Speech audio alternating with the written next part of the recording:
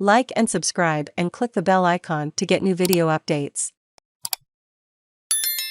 Calls for changes to Victorian hospital policies following death of 8-year Melbourne girl. Calls are increasing for easier ways to request a second medical opinion in Victoria, following the death of an 8-year-old girl at Monash Children's Hospital in Melbourne last month.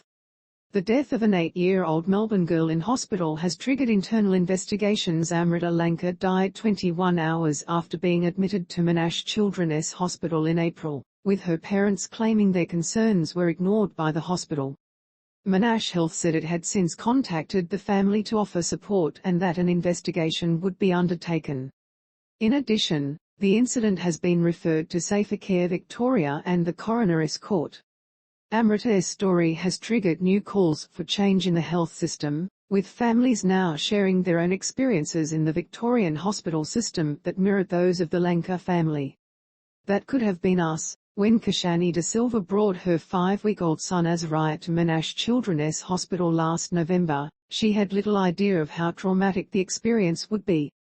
Ms. De Silva said she was initially told it was a dietary issue and was sent home, only to see her son's condition worsen. It took a 10-hour wait in the emergency department the next day before infant Ahmad was admitted to the children's ward. Ms. De Silva said she was repeatedly told that her son was fine and would be able to go home, but her instincts told her something different.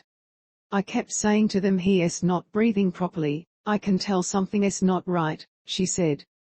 Ms. De Silva said she was left without help for most of the day, and when ringing for assistance would be left waiting for half an hour at a time for anyone to arrive. She decided to seek a second opinion.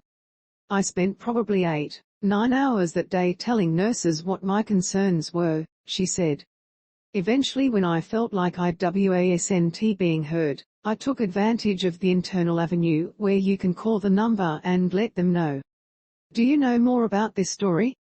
Email us indepth@abc.net.au. If you resharing sensitive information, read it tips on how to contact us confidentially.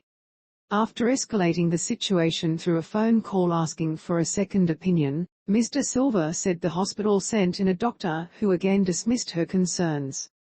The doctor was patronizing and using standard de-escalation language but was not actually listening to my concerns, Ms. De Silva said. She said eventually a unit manager arrived who was more empathetic and understood her concerns. Azariah was discharged after his symptoms marginally improved, although Ms. De Silva believes the hospital had little to do with his recovery. I could really relate to Amrita's mother's experience because of what we went through at the same hospital, Ms. De Silva said. You sit there and think, that could have been us, that could have been anyone. Victoria lags behind in patient escalation systems. Health bodies are now calling for patient escalation systems like the one Ms. De Silva used at Monash Children's Hospital to be standardised and implemented at every hospital in the state. Australian Patients Association Chief Executive Stephen Mason said that patient escalation systems active interstate, where families can raise concerns if a patient's health condition is getting worse, are not as all-encompassing in Victoria. We know that in Queensland there's such a system and I believe in WA there's such a system, so I think after this tragedy it needs to be considered in Victoria, he said. In Queensland, the patient escalation procedure is known as Ryan's Rule, named after toddler Ryan Saunders who died in Rockhampton in 2011, with the coroner finding his death may have been prevented if he had been treated in a timely manner. In Western Australia last year, 8Yo Care was established following the death of a 7-year-old and subsequent inquiry into her treatment at Perth Children's Hospital.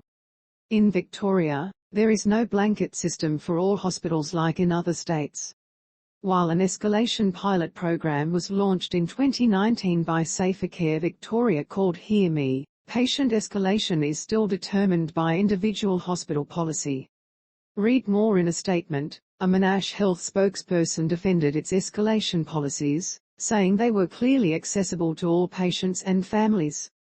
Our patient escalation procedures are displayed visibly in all areas within our emergency departments, wards and website, a Monash Health spokesperson said.